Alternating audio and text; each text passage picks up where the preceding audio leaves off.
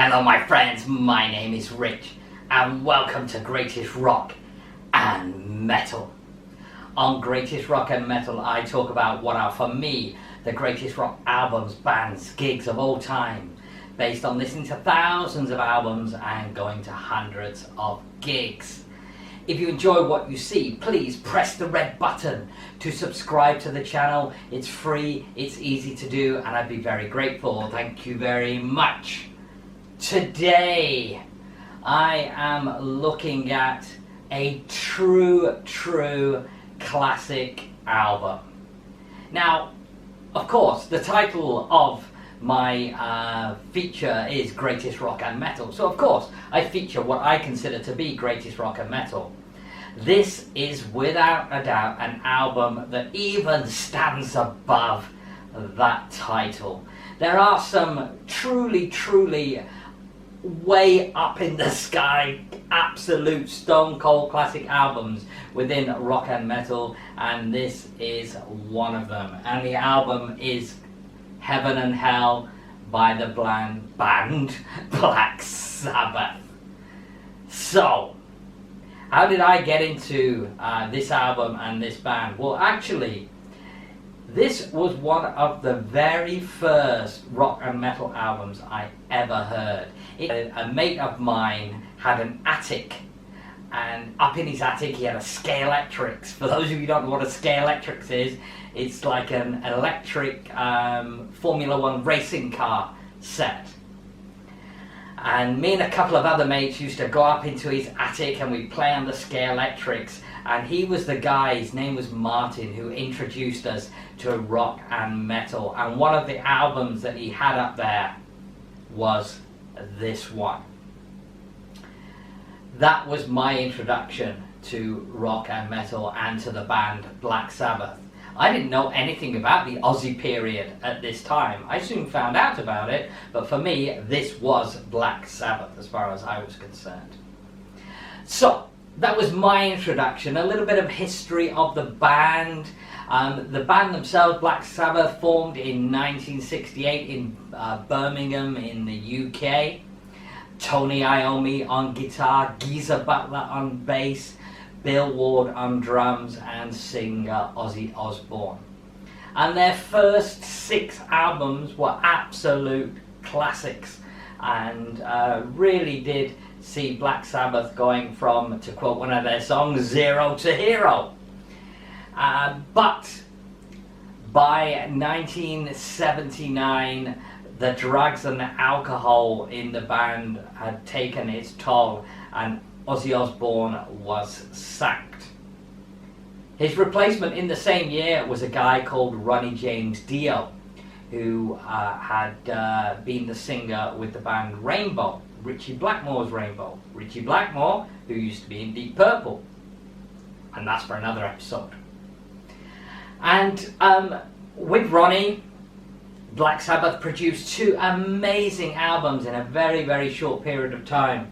Heaven and Hell first, and quickly followed by Mob Rules albums, both of which are absolutely stunning. Heaven and Hell just has the edge for me. I know others might put the edge on Mob Rules.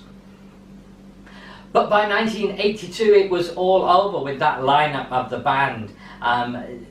Dio had got into an argument with Butler and Iommi regarding the mixing of the Live Evil album, and it was felt that Iommi and Butler were going in and turning up the bass and turning down the vocals, and that Dio was then coming in, turning up the vocals, turning down the bass and the guitar. So no one really knows what the truth is, and in time it was felt that it was actually an engineer who was maybe messing them all about.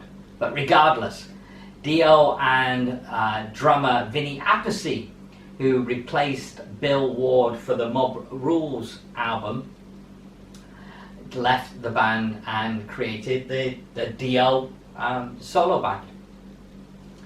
Time moves on. Dio has great success with his first few solo albums. Black Sabbath, not so much. They bring in Deep Purple's Ian Gillan and bring in various singers over the years until in 1990 they reformed with Ronnie and Appice again to produce the Dehumanizer album. Again, very short-lived together, because in 1992 Black Sabbath were offered the special guest slot on a gig that Ozzy Osbourne was playing in America, which was rumoured to be his last ever gig. We know that wasn't true. And of course, Dio felt that this was a real affront. You know, Black Sabbath supporting Ozzy? Well, the fact of the matter is, Ozzy's solo career had become absolutely huge, and Ozzy as a solo artist was much, much bigger than Black Sabbath were as a band. Much, much bigger. So it's the correct billing, but one can understand why Dio didn't want to do it. So off he goes again.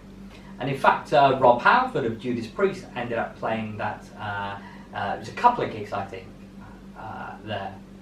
Before Black Sabbath moved on again with some new singers, well, actually a new old singer. They brought back a guy by the name of Tony Martin.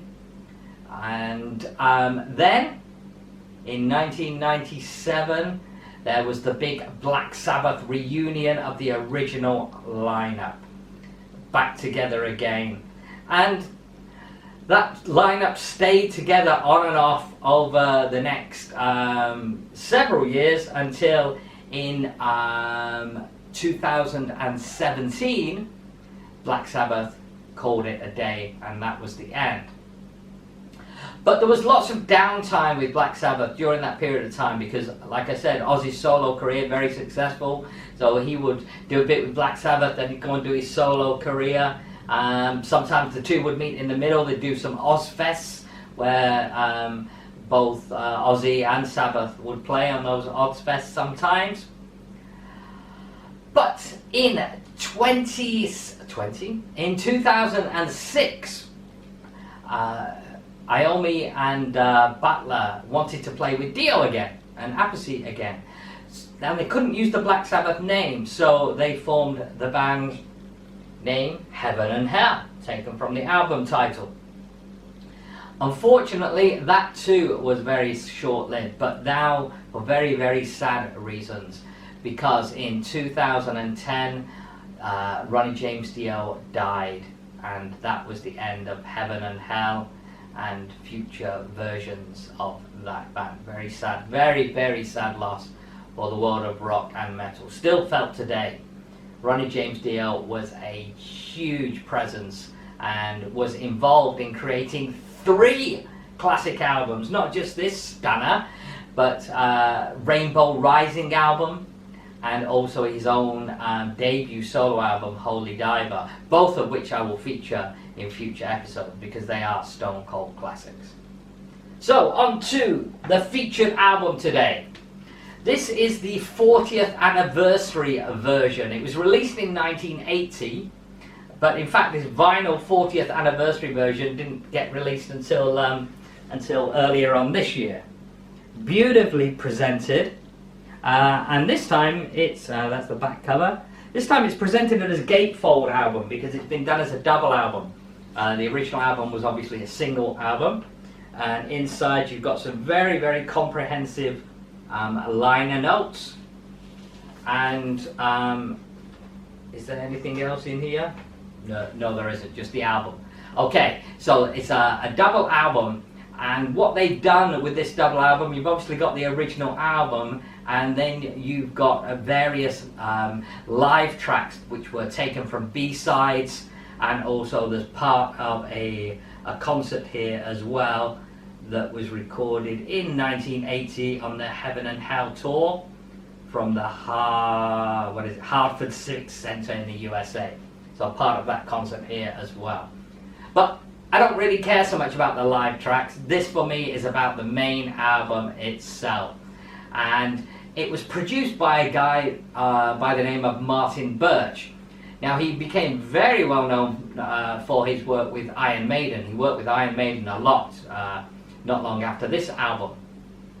But he also worked with a lot of other great British rock and metal bands too. The production on this album is absolutely stunning.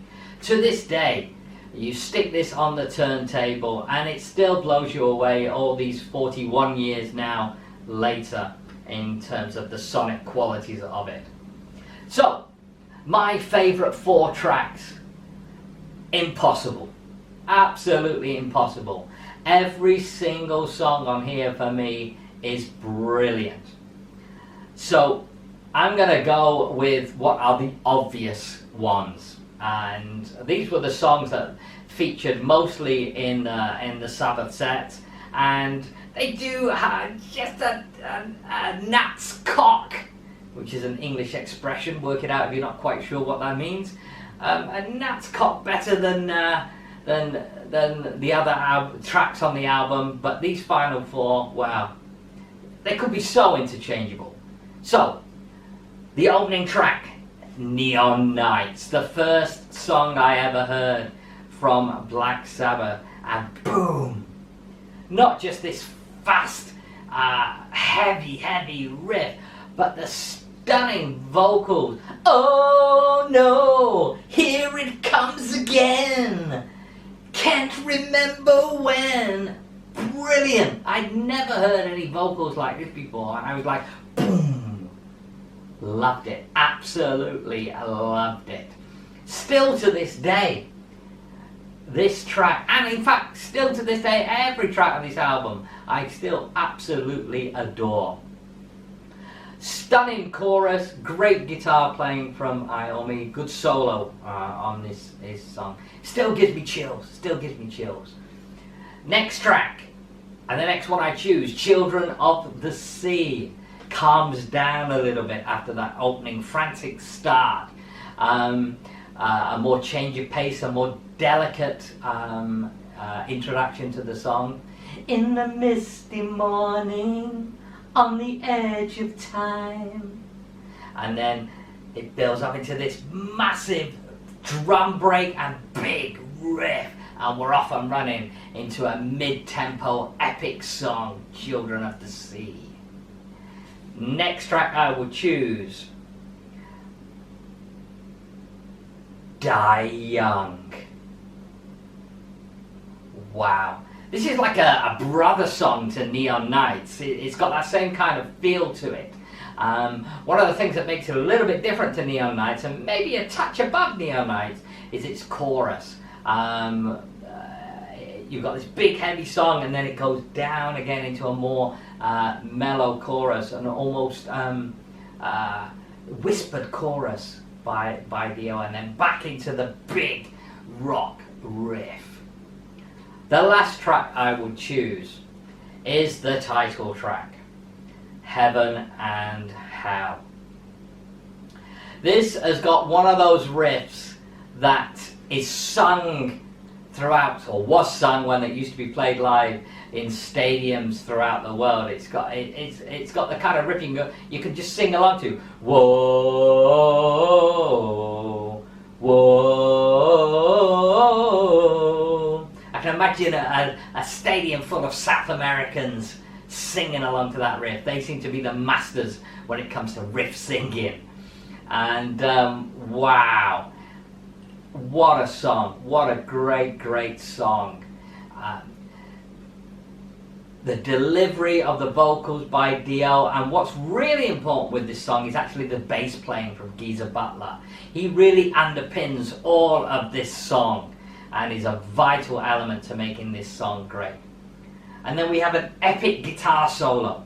A minute and a half guitar solo from Iommi in the middle of this song, and when you saw it live, the guitar solo would be even longer, probably too long to be honest, live, but a standout track on a standout album. And what can I say? If you do not have this in your collection, there is something wrong with you. Go out and get it, stream it, whatever you do. Have Heaven and Hell as part of your music, your own personal music discography. So that's my thoughts on the album. I'm next going to tell you about seeing Heaven and Hell live. Before I do that, let's take a look at Rock T-Shirts by the Sea.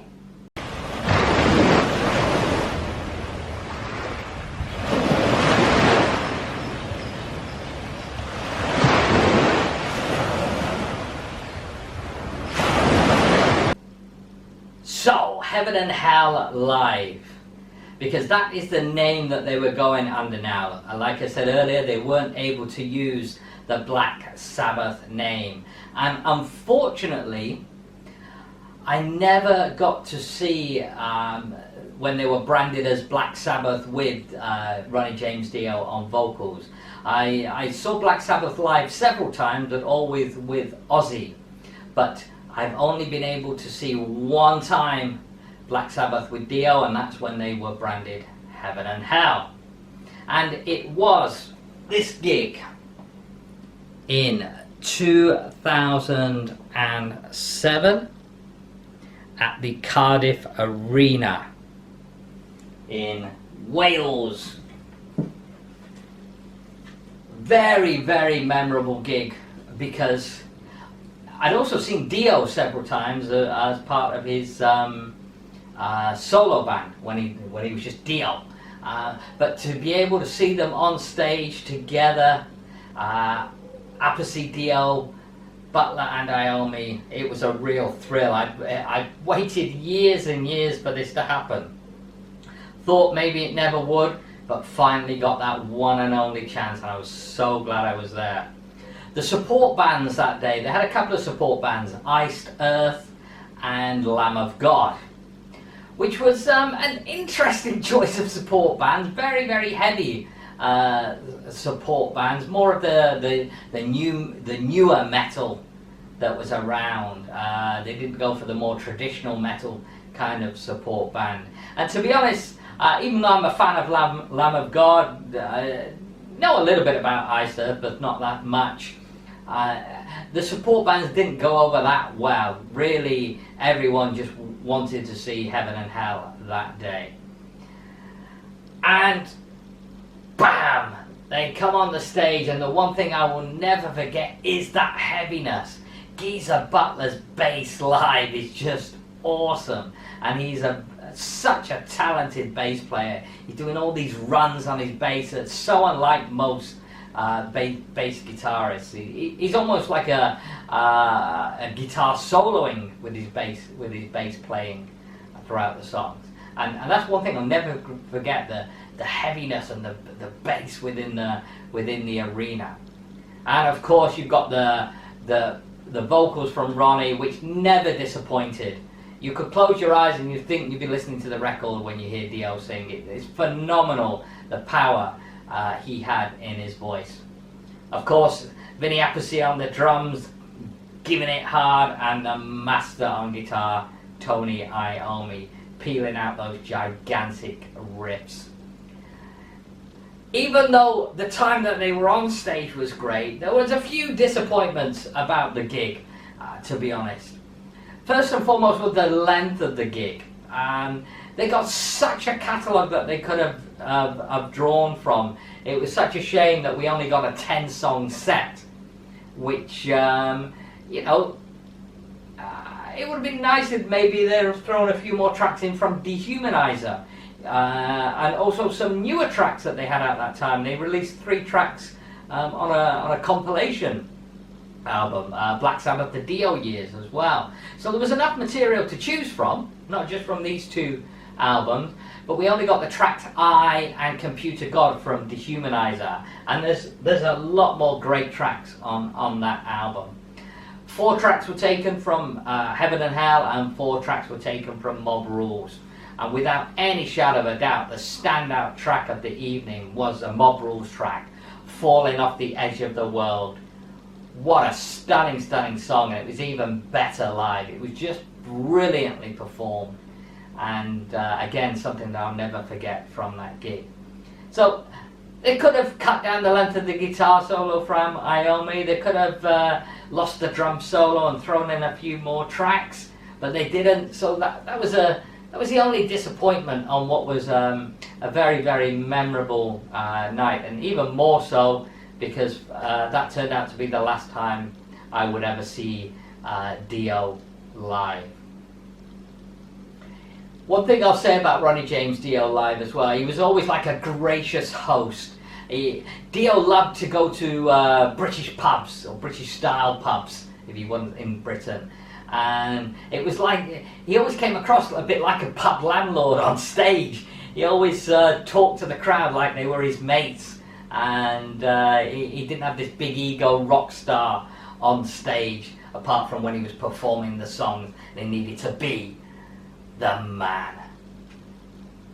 Rest in peace, Ronnie James Dio. Thank you for the music, thank you for Heaven and Hell, and thank you all for watching this episode. Please press the red button to subscribe to the channel so that you can see future episodes on Black Sabbath, and that will feature Ronnie James Dio as well. And until then, in the words of Ronnie James Dio himself, remember, we rock!